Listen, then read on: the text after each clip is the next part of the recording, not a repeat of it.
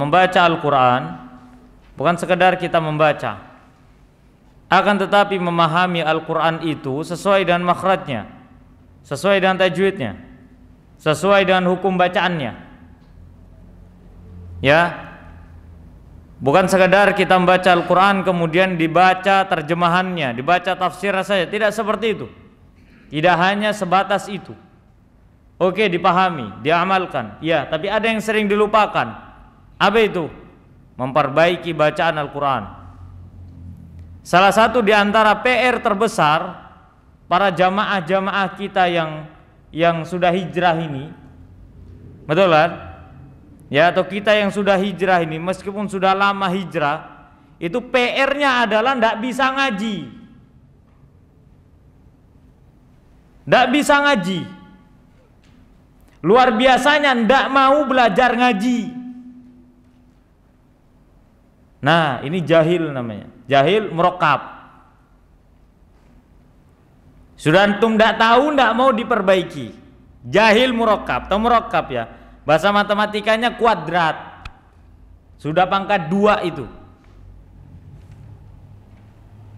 Nah, itu PR bagi kita yang sudah hijrah. Makanya ada yang hijrahnya 5 tahun, 6 tahun. Wah, alhamdulillah Ustaz, ana sudah kenal sunnah dari tahun 2000-an. Masya Allah. Udah bisa ngaji? Belum. Tahu hukum tajwid? Belum. Makharijul huruf? Belum. Kok bisa? Salah satu masalah yang paling bermasalah dalam hidup kita adalah ketika kita menganggap belajar ngaji baca Quran itu tidak penting. Dan antum tidak punya waktu untuk belajar ngaji. Ini masalah terbesar dalam hidup. Dan antum harus bertanggung jawab di hadapan Allah Subhanahu wa ta'ala. Untuk apa Al-Quran diturunkan kalau nggak dibaca dengan cara yang benar? Oke, mungkin antum akan berdalil, Ustaz, Nabi SAW bersabda, Ustaz, ya, siapa yang baca Quran kemudian apa terbata-bata, Ustaz, dia dapat 2 pahala. 1 pahala mengaji, 2 pahala berusaha. Sampai kapan antum terbata-bata baca itu sambil belajar? Bukan dah belajar ngaji kalau Jumat tok, itu pun pas mau Jumatan, tiap hari enggak. Ini PR namanya.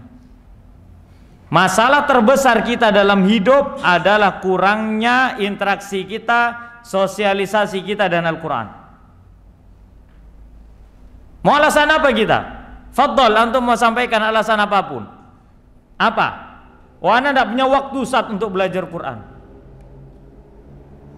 Oh, nggak punya waktu. Udahlah, ahsan, antum wafat aja sudah. Kalau antum merasa tidak punya waktu untuk belajar Al-Quran, minta ke Allah wafat sekarang. Kenapa? Karena alasanmu itu mendapatkan bisa membuat beratnya hisab di hari kiamat. 24 jam lu nggak ada waktu untuk ngaji Quran, belajar baca Quran itu nggak ada. Ustaz, lidah kita ini sudah susah. Bisa antum alasan gitu di hadapan Allah? Bisa? Ya nggak apa-apa, kalau bisa fadol, nggak apa-apa. Mungkin Allah maklumi. Ya nggak? Iya. PR-nya orang hijrah zaman sekarang itu bukan sekedar masalah hadir kajian apa nggak hadir kajian, ya itu PR. Ngaji Quran. Lihat itu yang buka-buka privat baca Quran. Awal tok pesertanya banyak, ujung-ujungnya sisa berapa? 4, 5, nggak ada yang mau bertahan. Ustadz, kita mau belajar Al-Quran tapi jangan dites. Ya nggak usah belajar antum, nggak usah belajar. Namanya belajar Quran ya antum harus baca, bukan dengerin seperti kajian seperti ini. Ndak. Ana ndak suka usah disalah-salahin, ndak usah belajar sampai mati. Wes. Ndak paham di sini? Ini PR-nya orang-orang hijrah zaman sekarang, modal semangat tapi tidak mau belajar baca Quran. Antum tahu kan kalau di Google tuh kan, buka artikel Rumaiso, Muslim Or ID, konsultasi syariah gitu-gitu kan. Itu kan ada tawaran belajar membaca Al-Quran. Iya atau tidak? Dipencet ya tidak. Ya nggak apa-apa kalau antum sudah tahu gitu loh. Coba kita ini nggak tahu baca Quran tapi nggak berusaha mempelajari Al-Quran, memperbagus bacaan Qurannya, memperbaiki. Apakah kita sudah disebut berinteraksi dengan Al-Quran? Belum. Boro-boro mau belajar tafsirnya, lalu belajar bacanya saja masih kacau. Oleh karena para ulama tajwid mengatakan apa? Ya, al-aslu fit tajwid hatmun lazimun. Hukum asal tajwid adalah hatmun lazim, perkara yang wajib ada ketika membaca Al-Quran. Ustadz, kan ana dengar orang yang belajar tajwid itu fardu kifayah. Iya, tapi baca Quran pakai tajwid itu wajib. Paham antum? Ya, hatmun lazimun. Man lam yujawwidil Qur'ana asimun. Siapa yang tidak bertajwid dalam bacaan Qur'annya, maka dia berdosa.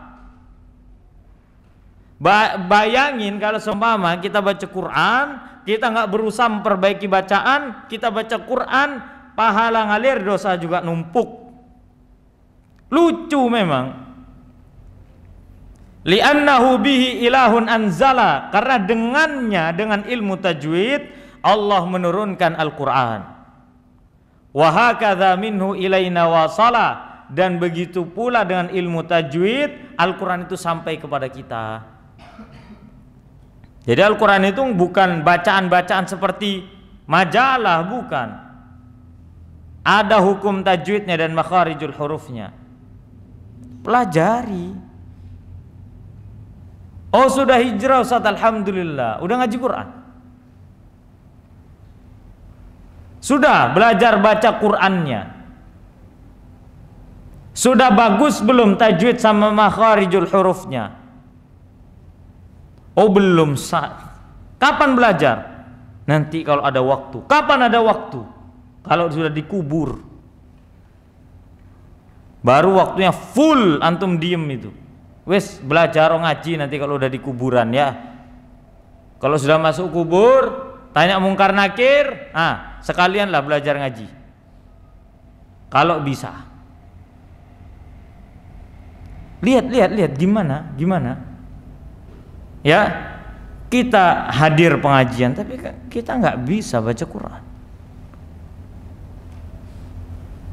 Allah itu tidak mewajibkan membaca Al-Quran itu hanya sebatas pada anak-anak santri, anak-anak tahfidzul Quran yang mondok-mondok, anak-anak muda yang masih endah.